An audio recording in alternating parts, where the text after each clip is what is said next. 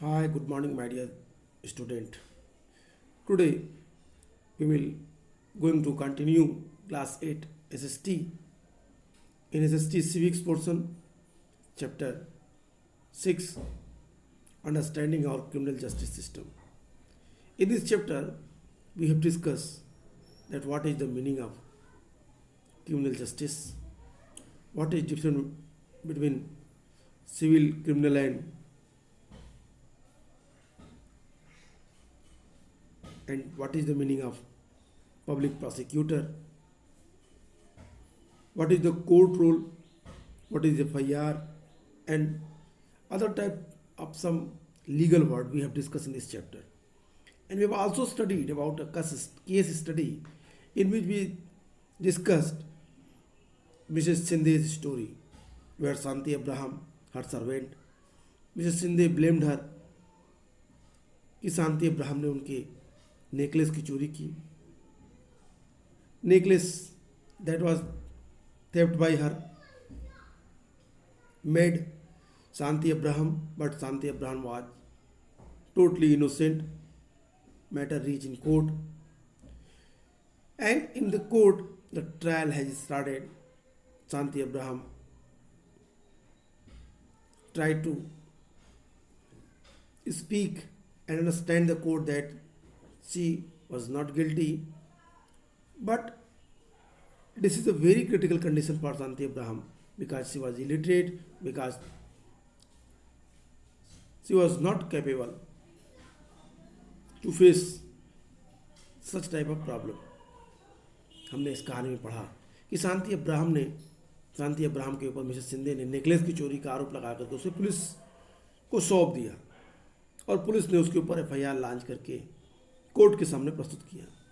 उसके भाई सुशील ने जब अपनी बहन का बचाव किया तो सुशील को भी 2 दिन तक जेल में रखा गया और उसे वहाँ पे मारा पीटा गया. पुलिस ने कहा कि तुम कोर्ट से बेल लाओ तब मैं तुम्हारी बहन को छोड़ूंगा, और इस तरह शांति अब्राहम 1 महीने तक जेल में रही.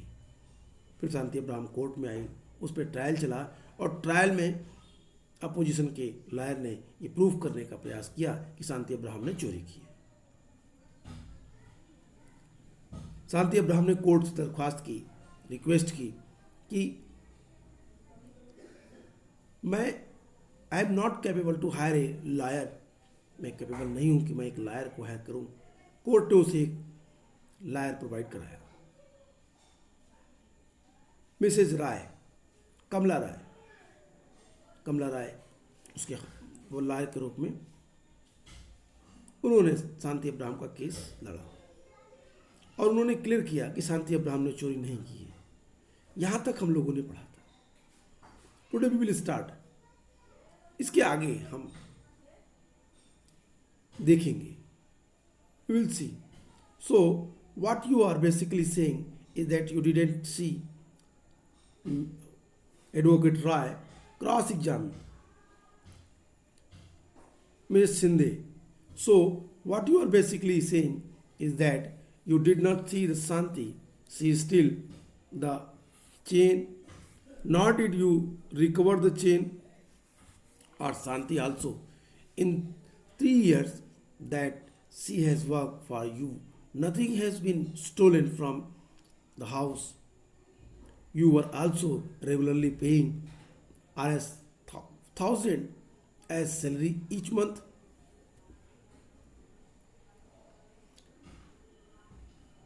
Advocate Roy examined Sushil and his employer as a defense witness. Through their testimony, she is able to show the Rs 1,000 found in Shanti's trunk could will be the earning the Sushil and Shanti. कमला राय ने case में शांति Abraham का पक्ष रखा. Fair trial हुई और उन्होंने ये prove किया कि कमला राय एडवोकेट ने ये बात पूरी तरीके से प्रूव कर दी कि शांति अब्राहम ने चोरी नहीं की. उन्होंने जब मिसेस सिंधे से पूछा कि आपके यहाँ वो काफ़ी दिनों से काम कर रही है और क्या कभी आपका कोई सामान चोरी हुआ, तो उन्होंने इसका आंसर ना में दिया. फिर उन्होंने सुशील के फैक्ट्री में भी बात की जहाँ वो काम कर रहा था, जहाँ वो एम्प्लॉई था, और ये बात प्रूफ हुई कि शांति अब्राहम और सुशील दोनों ने मिलके एक अच्छा पैसा कलेक्ट किया था, 10,000 रुपये कलेक्ट किए थे। जो बातें शांति अब्राहम शुरू से कह रही थी कि हम गांव में बैल खरीदने के लिए पैसे इकट्ठे कर रहे थे। इस प्रकार as the trial is the nearing competition, Sushil learned that Inspector Sharma had busted a gang of young men who have been stealing jewelry from the Sindhe's neighborhood. Some of Mrs. Sindhe's son friend are part of this gang. Mrs. Sindhe's chain has been found on them. Sushil tells about Rai about this. Advocate Rai now calls Inspector Sharma as a defense witness. As the trial is nearing completion, जब trial लगभग समाप्त होने वाला था, जब court में बहस लगभग खत्म होने वाली थी, उसी समय सुशील ने ये बात कही कि इंस्पेक्टर शर्मा ने एक गैंग को पकड़ा है, एक ग्रुप को पकड़ा है जो मिसेस शिंदे की कॉलोनी में उनके घरों में, सबके घरों में जाके लूटपाट करती है। ये ग्रुप उनके पड़ोस में रहने वाले कुछ बच्चे उसमें शामिल हैं और मिसेस शिंदे के लड़के के वो सब दोस्त भी हैं। Mrs Shinde chain has been found. Mrs Shinde का चेन भी वहीं से प्राप्त किया गया। Sushil tells advocate Rai about this. Sushil tells advocate Rai about this. Sushil ने सारी बातें एडवोकेट राय को बताई।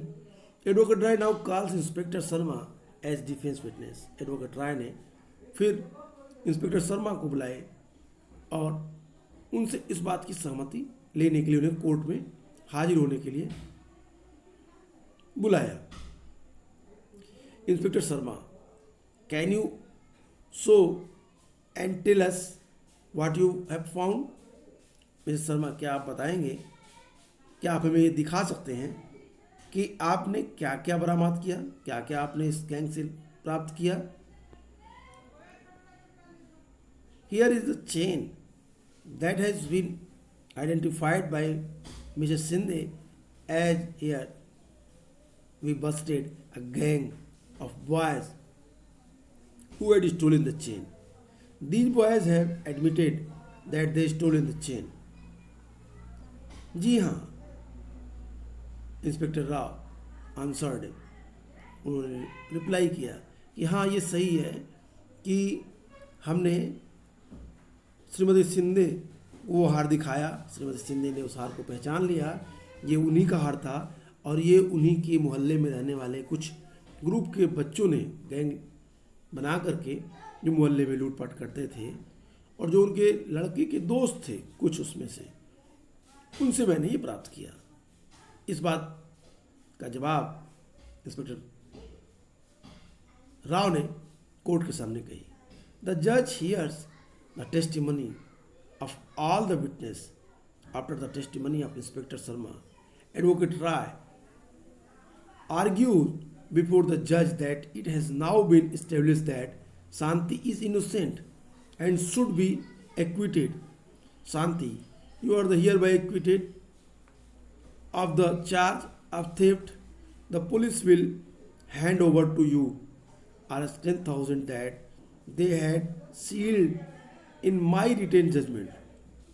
I have made it a point to highlight as Sub-Inspector Rao's role in the conducting such as the sordid investigations that made you spend time in jail. न्यायाधीश ने सारे गवाहों के बयान सुने। इंस्पेक्टर शर्मा की बातें सुनने के बाद अधिवक्ता राय न्यायाधीश के सामने यह दलील देती हैं कि अब वो शांति को निर्दोष साबित हो चुकी है, इसलिए उसे छोड़ दिया जाए, बरी कर दिया जाए। न्यायाधीश ने इन सारी चीज़ों को सुना, जज ने इन सारी चीज़ों को सुना और शांति से कहा कि शांति, आपको चोरी के इल्ज़ाम से बरी की जाती है, छोड़ दिया जाता है और पुलिस ने जो 10,000 रुपये आपके पास से बरामद किए उन्हें भी आपको लौटाने का हुक्म देते हैं। साथ ही मैंने रिटन में ये कहा है, इस बात पे जोर दिया है, in my written judgement I have made it a point to highlight, मैंने इस बात को बड़े जोर दे के कहा है कि ASI Rao, sub inspector Rao की लापरवाही पर खास तौर पे ध्यान दिया जाए, जिसकी वजह से शांति आपको जेल जाना पड़ा।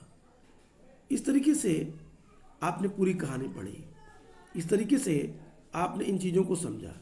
अब आप थोड़ी सी बातों को अपने दिमाग में रखिए कि क्या अगर ऐसे केस में मिसेस शिंदे की जगह कोई गरीब होता तो क्या वो भी 1 महीने तक जेल में रहता? क्या कोई पावरफुल व्यक्ति के लिए कानून सिमिलर है, समान है? From the avoid include from the above incidents you can see that the 4 key players in the criminal justice system are the police, the public prosecutors, the defense lawyer and the judge. You have seen the role each of them played in the above case. Now let us try to understand their role more generally. You have seen in the case study the main important role who played: police, public prosecutors, defense lawyer and judge. And you have seen role each of them, सबके बारे में आपने देखा, सबके बारे में आपने समझा. The above case, now let us try to understand their role more generally. इनके बारे में, इनके सभी को समझने के लिए इस केस को हम इस केस में इनकी क्या भूमिका थी, इसको समझने के लिए आइए देखते हैं क्या कहता है. What is the role of the police in investigating a crime? और important function of the police is to investigate any complaint about the commission of crime. An investigation included regarding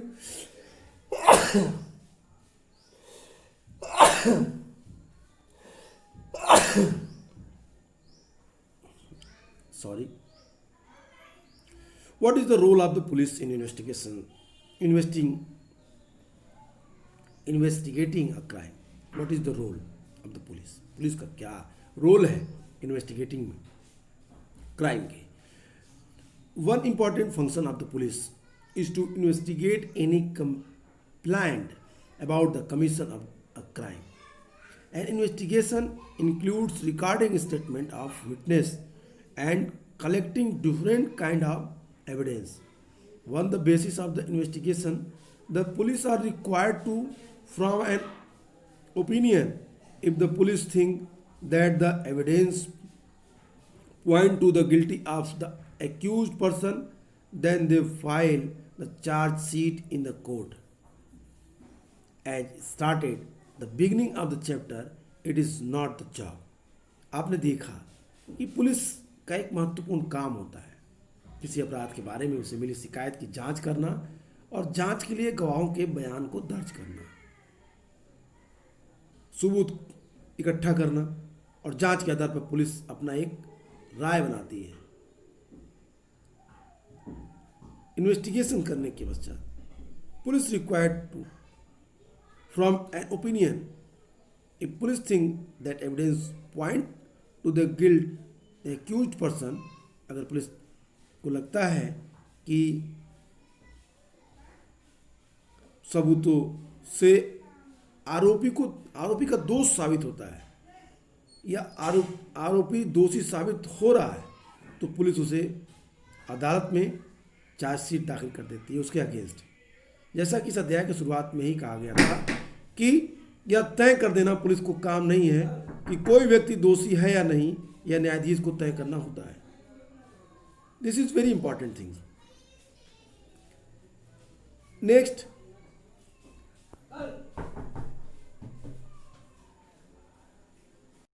you read in unit 2 about the rule of law, which means that everyone is subject to the law of the land.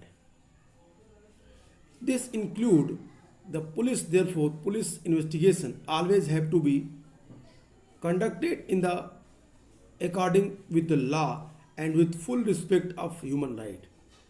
The Supreme Court has laid down guidelines that the police must follow at the time of arrest, the detention, and the interrogations. The police are not allowed to torture or beat or shoot anyone during investigation. They cannot inflict any from the punishment on the person, even the petty offense.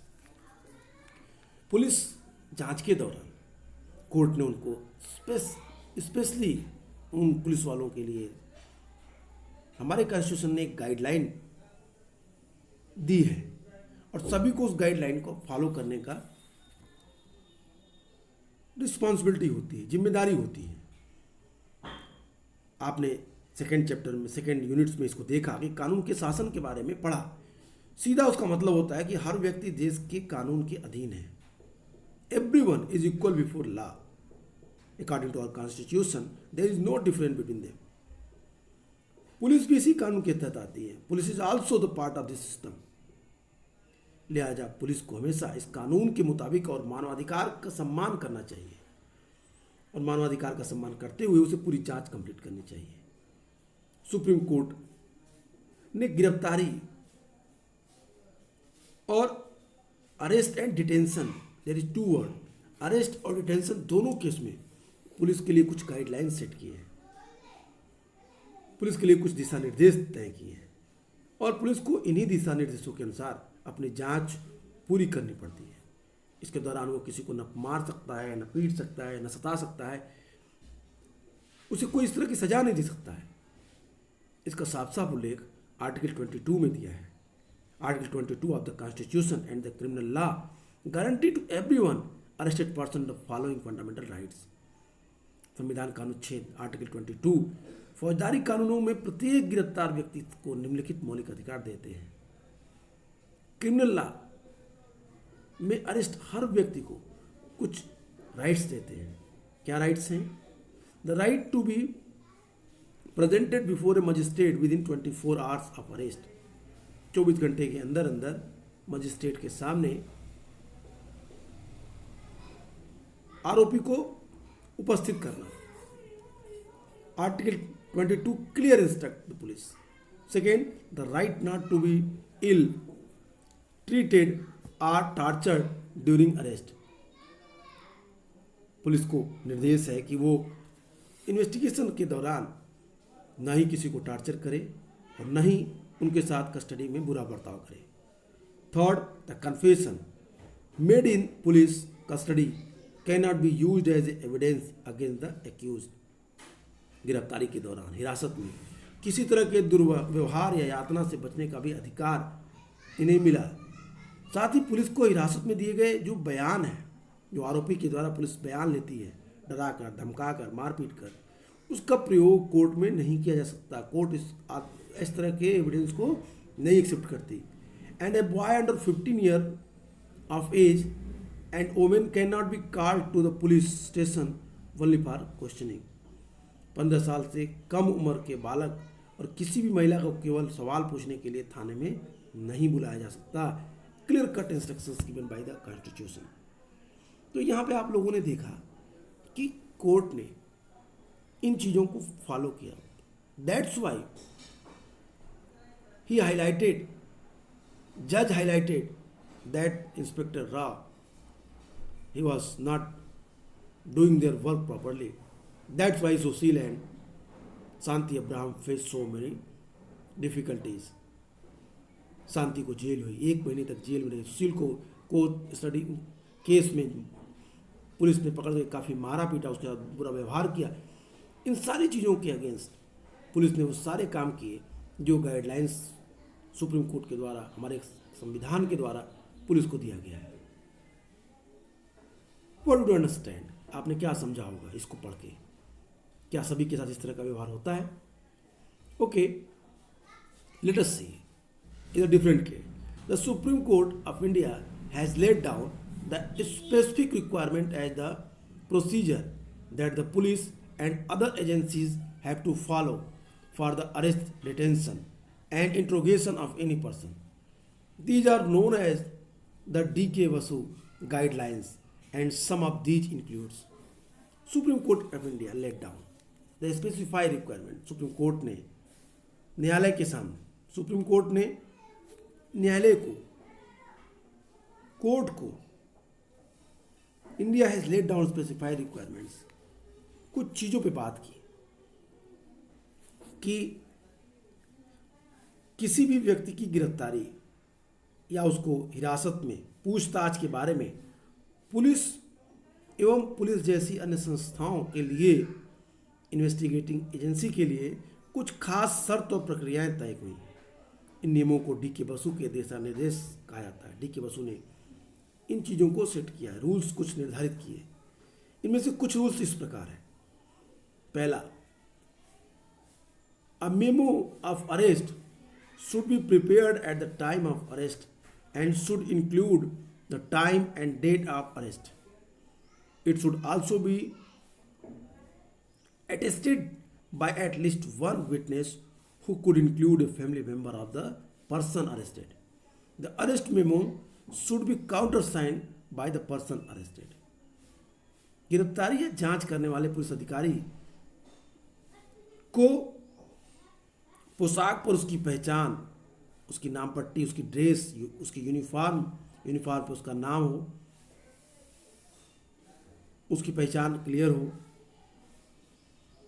और पद व सटीक रूप से अंकित होना चाहिए।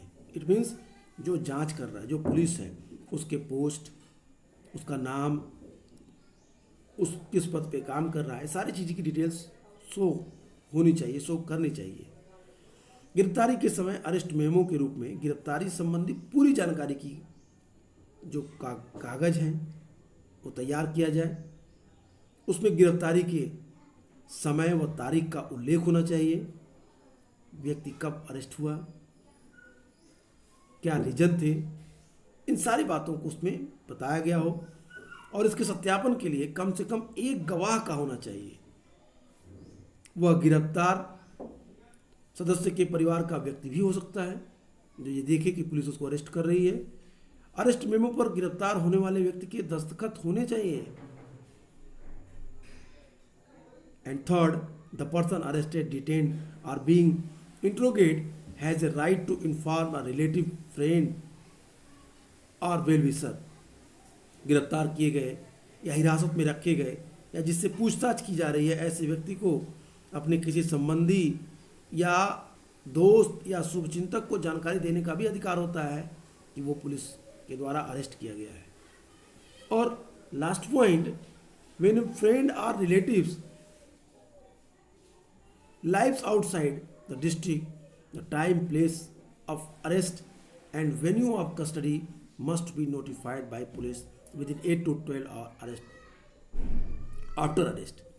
कहता है कि जब गिरफ्तार व्यक्ति जिसको अरेस्ट किया गया है, अरेस्टेड पर्सन का दोस्त या संबंधी उस जिले से बाहर रहता हो तो गिरफ्तारी के 8 से 12 घंटे के भीतर उसे गिरफ्तारी के समय, स्थान और हिरासत की जगह के बारे में जानकारी भेज दी जानी चाहिए पुलिस के द्वारा। इट मीन्स यहाँ पे कई सारी चीज़ें इससे स्पष्ट हो जाती है, क्लियर हो जाती है। इन चीज़ों को अगर आप देखें तो आपको कई सारी बातें क्लियर समझ में आने लगेंगी। सुप्रीम कोर्ट ने कॉन्स्टिट्यूशंस, हमारे भारतीय संविधान ने एक व्यवस्था दी, आर्टिकल 22, उसमें सुप्रीम कोर्ट ने एक कमीशन बैठाया, डी के बसु कमीशन के अध्यक्ष बने। डी के बसु ने कुछ गाइडलाइंस सेट की पुलिस के लिए कि पुलिस किसी भी व्यक्ति को यदि अरेस्ट करती है तो एक्यूज उसको अरेस्ट करने का स्थान, जगह और समय, अगर उसका कोई भी निकट संबंधी, दोस्त, शुभचिंतक उसके आसपास नहीं है, जिले के बाहर है, तो उसकी सूचना तुरंत दी जानी चाहिए। फर्स्ट। सेकेंड, पुलिस इन्वेस्टिगेशन करने के प्रारंभ में अपनी यूनिफॉर्म में रहेगी जिसपे उसका नाम, उसका पद, उसका सब कुछ डिटेल्ड हो, पता चले। फिर डी के बसु ने ये भी अपने गाइडलाइंस में पुलिस को कहा कि a memo of arrest should be prepared at the time to arrest should include the time and date. वो कब पुलिस अरेस्ट करती है, उसका नाम, उसका पता, टाइम क्या है, सारी चीज़ें एज इट इज़ होनी चाहिए। It means I want to told you that the, it is the clear guidance for the police, guidelines for the police, that what they followed in the criminal justice, in the crime, when they investigate that, वो जब investigation कर रहे हों तो उन्हें किस तरीके की कार्य करने चाहिए, कैसे कार्य नहीं करने चाहिए, इन चीज़ों की proper guidelines D K Basu के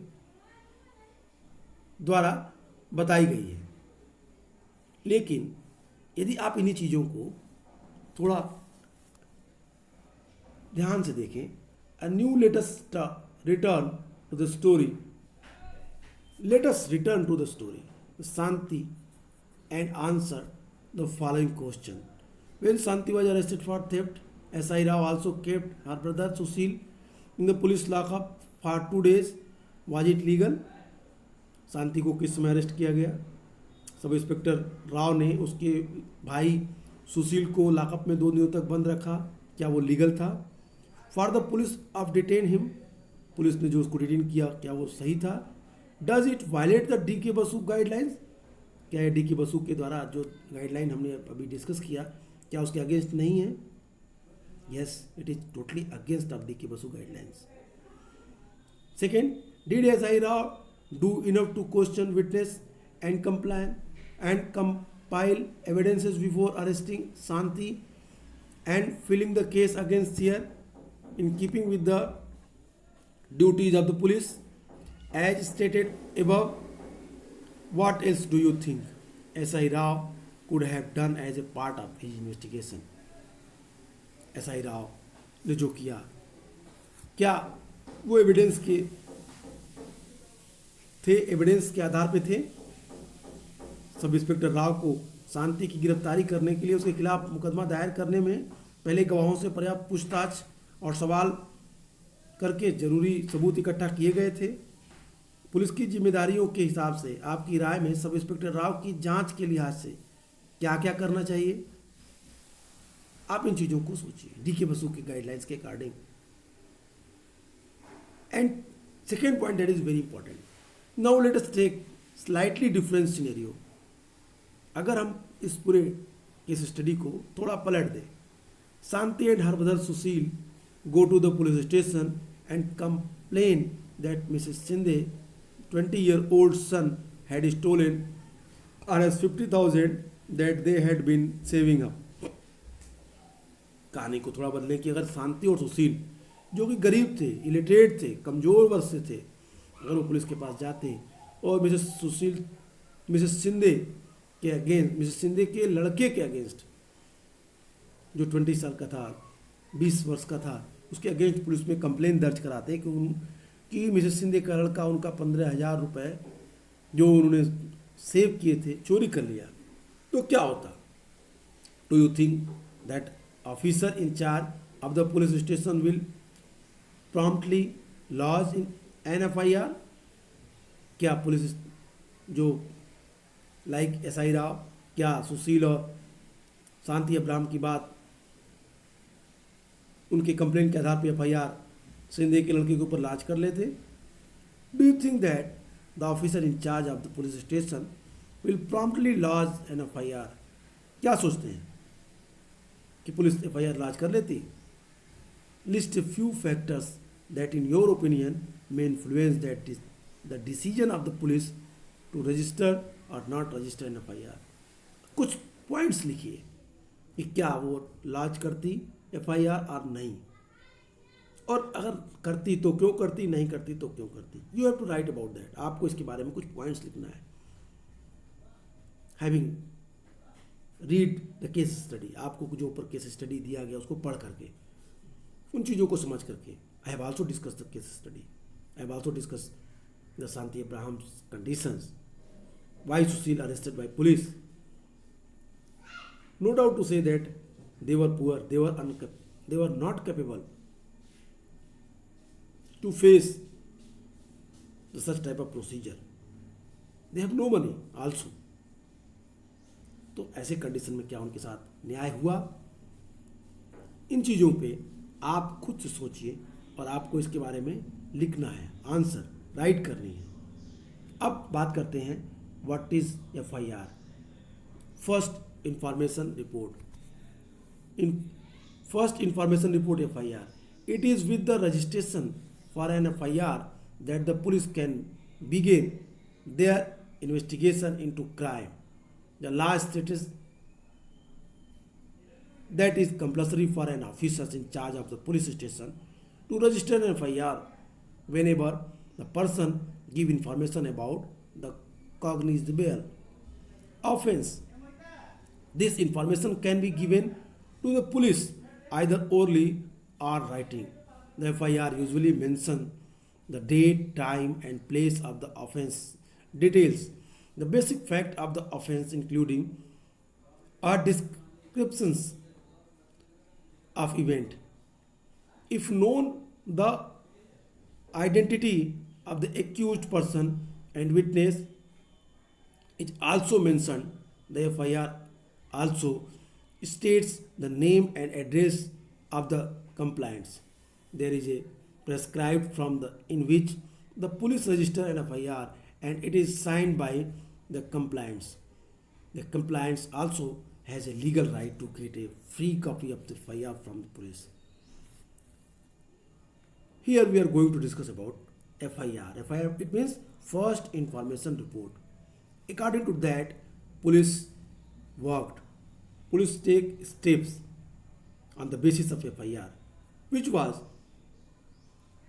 I mean to say that the complaint, एक कंप्लेन आती है और कंप्लेन जो कंप्लेन करने वाला होता है वो कंप्लेन पुलिस से करता है कि उसकी कुछ प्रॉब्लम्स है और पुलिस उसके आधार पे FIR लॉन्च करती है। जैसा कि आपने देखा कि विजय सिंधे ने किस तरीके से पुलिस स्टेशन में FIR लॉन्च कराई। ये फर्स्ट इंफॉर्मेशन रिपोर्ट ही FIR कहलाती है। ये I think there is no doubt. First information क्या है? पुलिस FIR दर्ज करने या दर्ज होने के बाद ही किसी अपराध की पड़ताल शुरू कर सकती है। कानून में कहा गया है अकॉर्डिंग टू लॉ कि किसी भी संज्ञेय अपराध कॉग्निजिबल ऑफेंस, संज्ञेय अपराध की सूचना मिलने पर थाने के इंचार्ज, पुलिस स्टेशन के इंचार्ज क्या करेंगे? FIR दर्ज तभी करेंगे। पुलिस को यह सूचना ओरली या रिटेन दोनों फॉर्म में दी जा सकती है। किसी भी रूप से ये पुलिस को बताई जा सकती है। FIR आमतौर पर वारदात की तारीख, समय, स्थान, इन तीनों बातों का उसमें उल्लेख होता है। Date, time and place that is mention in FIR, that is very important things. इसमें वारदात के मूल तथ्यों और घटनाओं का विवरण भी लिखा होता है।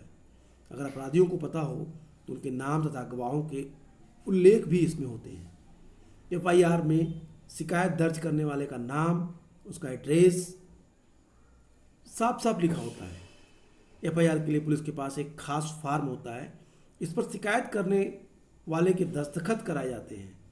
शिकायत करने वाले को पुलिस से FIR की एक नकल मुफ्त पाने का अधिकार है।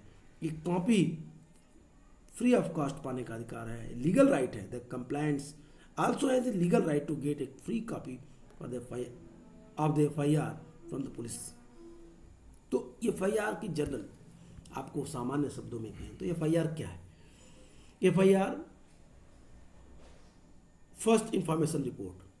फर्स्ट इंफॉर्मेशन रिपोर्ट के कुछ रूल्स हैं। फर्स्ट इंफॉर्मेशन रिपोर्ट्स में कंप्लेंट्स अपनी कंप्लेंट दर्ज कराता है। कंप्लेंट्स दर्ज होने के बाद ही पुलिस किसी भी क्रिमिनल इंसिडेंट्स पे एक्शन लेती है, स्टेप्स लेती है। FIR में FIR करने वाले का नाम, उसका एड्रेस क्लियर मेंशन होता है। FIR में अगर कोई गवाह हो, कुछ एविडेंस मिले हों, वो भी उसमें मेंशन होता है।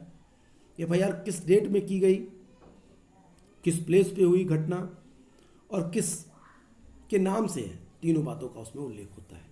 और फिर जिसके अगेंस्ट एफआईआर हुई हो उसको एक फ्री कॉपी पुलिस को देनी पड़ती है, ऐसा इंस्ट्रक्शंस कोर्ट के द्वारा दिया गया है।